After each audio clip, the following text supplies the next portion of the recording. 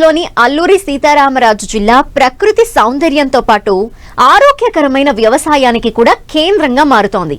పెదబయలు మండలంలోని సుసాగ్ చిరుధాన్యాల చెల్లెల సంఘం ఎఫ్పిఓ, నాబార్డ్, కేవీకే ఉద్యాన శాఖల అండదండలతో ఇక్కడి రైతుల్ని ఒక్కతాటిపైకి తేవడమే కాకుండా చిరుధాన్యాల సాగుకు కొత్త గమ్యం చూపిస్తోంది.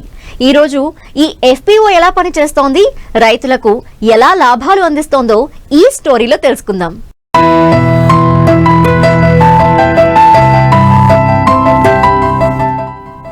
అల్లూరి సీతారామరాజు జిల్లా పర్వతాలు, అడవులు, సహజ సిద్ధమైన నేలలతో నిండిన పెద్దబయలు మండలం. ఇక్కడి 72 గ్రామాల నుంచి వచ్చిన 960 మంది రైతులు ఇప్పుడొకే కుటుంబంలా చేరి సుసాగ్ చిరుధాన్యాల చెల్లెళ్ల సంఘం ఎఫ్పిఓ పేరుతో అభివృద్ధి వైపు సాగుతున్నారు. ఈ ఎఫ్పిఓ పూర్తిగా ప్రకృతి వ్యవసాయం మీదే ఆధారపడి పనిచేస్తుంది. రసాయనాలు లేకుండా భూమి ఆరోగ్యం కాపాడుతుంది. ప్రపంచం మళ్లీ చిరుధాన్యాల వైపు తిరగడంతో ఇక్కడ ఈ పంటలనే విస్తారంగా సాగు చేస్తున్నారు రైతులు. ఈ పంటల సాగుకు అవసరమైన యంత్రాలు, నాణ్యమైన విత్తనాలు నాబార్డ్, కేవీకే ఉద్యాన శాఖల సహాయంతో సబ్సిడీ కింద అందిస్తోంది ఎఫ్పిఓ. పంట సాగు మొదలుకుని మార్కెట్ వరకు ప్రతి దశలోనూ రైతుకు అండగా నిలుస్తోంది. సో మా ఎఫ్పిఓలోని 960 మెంబర్స్ ఇప్పటి వరకు రిజిస్టర్ అయి ఉన్నారు. ఇది 72 విలేజెస్ ని కవర్ చేస్తుంది మా ఎఫ్పిఓ.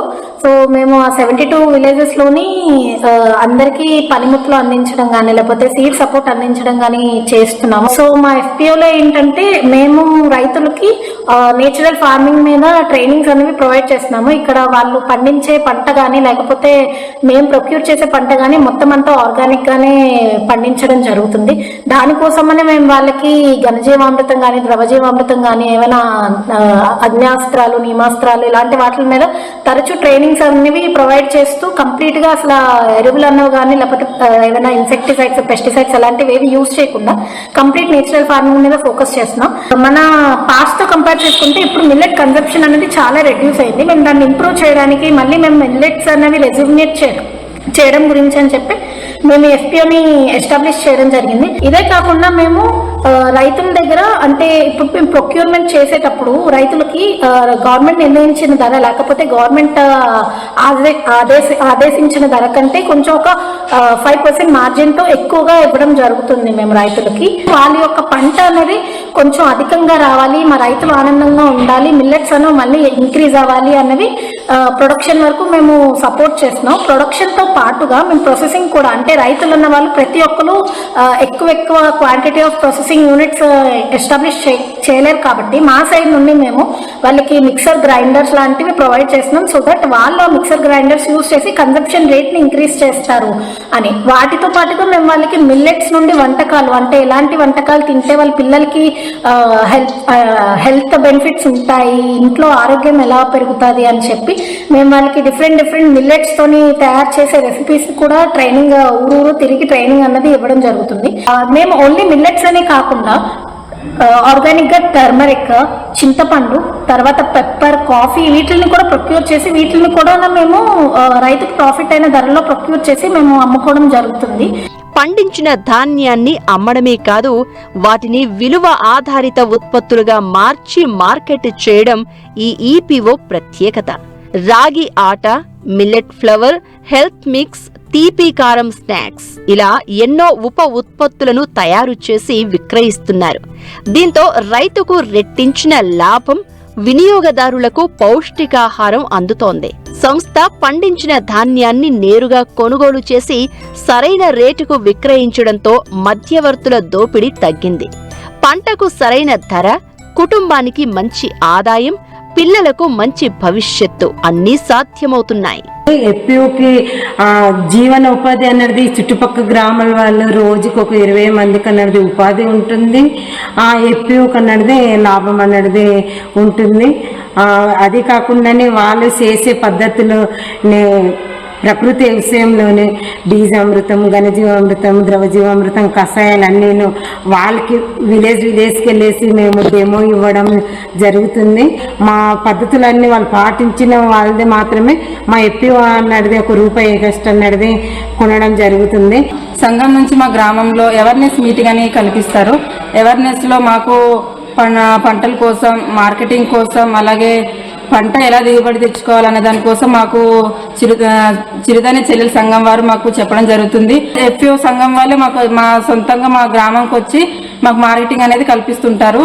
అందుకే చెల్లెల సంఘం నుంచి మళ్ళీ మాకు సీడు రాగి కానీ, సామ కానీ, జొన్నలు, గంటెలు, మిల్లెట్స్ మొత్తం అన్ని రకాల మిల్లెట్స్ అనేది మాకు సప్లై చేస్తుంటారు. అది పండించుకొని మేము దానికి తినడమే కాకుండా మేము ప్రకృతి వ్యవసాయం చేసుకొని మేము తింటున్నాము. అది మేము ఎఫ్పిఓ సంఘం కూడా ఇచ్చి మా ఎఫ్పిఓ సంఘం మేము బలపరుచుకుంటున్నాము. చిరుధాన్యపు పంటలు మానవునికి ప్రకృతి ప్రసాదించిన వరం. నాగరికత ప్రారంభమైన కాలం నుంచి అనాదిగా సాగులో ఉన్నాయి. అయితే హరిత విప్లవం వచ్చిన తర్వాత క్రమంగా వీటి సాగు, ఆహార వినియోగం తగ్గింది. ప్రభుత్వాల విధానాలు, చిరుధాన్యాల సాగులోని సమస్యలు రైతులను పాత పంటలకు దూరం చేశాయి. మరోవైపు దిగుబడి పెంచే విత్తనాలు అందకపోవడం, చిరుధాన్యాలను విసిరి, దంచి, పొట్టు తీసి వంటకు అనువుగా చేయడం కష్టంతో కూడుకున్న పని. అందువల్ల రైతుల్లో వీటి సాగు పట్ల ఆసక్తి తగ్గిపోయింది. అయితే ఇటీవల ప్రజలు ఆరోగ్యం పట్ల శ్రద్ధ వహిస్తూ ఉండడంతో వీటి వినియోగం పెరిగింది.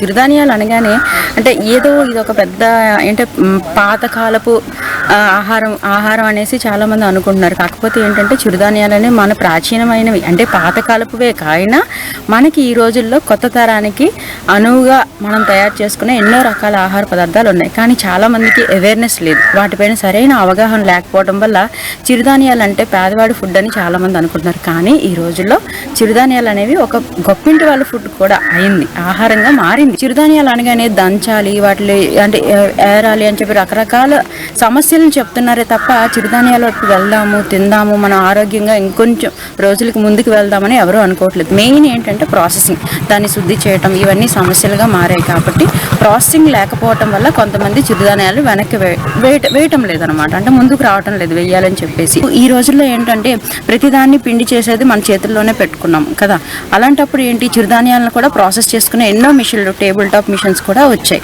సో అలా మనం ప్రాసెసింగ్ చేసుకుంటూ చిరుధాన్యాలను మనం అలవాటు చేసుకోవాలి. ప్రస్తుతానికి రోజు రాగులు కానీ, కొర్రలు కానీ, సామలు కానీ, ఆరికలు కానీ, ఊదలు కానీ, వరిగలు కానీ, అండుకొర్రలు కానీ వీటిని తీసుకోవటం వల్ల చాలా వరకు రోగనిరోధక శక్తిని పెంచుకోవచ్చు. అలాగే రోగాన్ని మనం బారిన పడకుండా కాపాడుకోవచ్చు. అయితే చిరుధాన్యాలు ఏ విధంగా తినాలి? రాగులు అనుకుంటే ఫస్ట్ మనం ఏ చిరుధాన్యాలైనా సరే 2 రోజులకు ఒకసారి ఆల్టర్నేట్గా మార్చుకుంటే మంచిది. లేదు మాకు అలా వీలవటం లేదంటే మినిమం అట్లీస్ట్ వారానికి ఒకసారి మార్చుకోవడం మంచిది. రోజు ఉదయాన్నే మీకు రాగిజావ తాగే అలవాటు ఉంటే రాగిజావ తీసుకుంటూ మధ్యాహ్నం పూట 1 కప్పు కొర్ర కానీ, సామ కానీ, ఆరిక కానీ, ఊద కానీ అన్నం తీసుకోవటం చాలా మంచిది.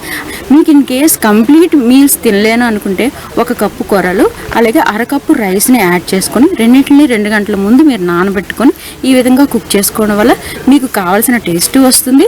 అదేవిధంగా మీకు కావాల్సిన పోషకాలన్నీ కూడా మీరు మీ యొక్క అబ్జార్ప్షన్ అంటే పోషకాలన్నింటిని కూడా మీరు తీసుకోవచ్చు అనమాట. జనరల్గా మనకి చిరుధాన్యాలతో అనేక రకాల వంటకాలు చేసుకోవచ్చు.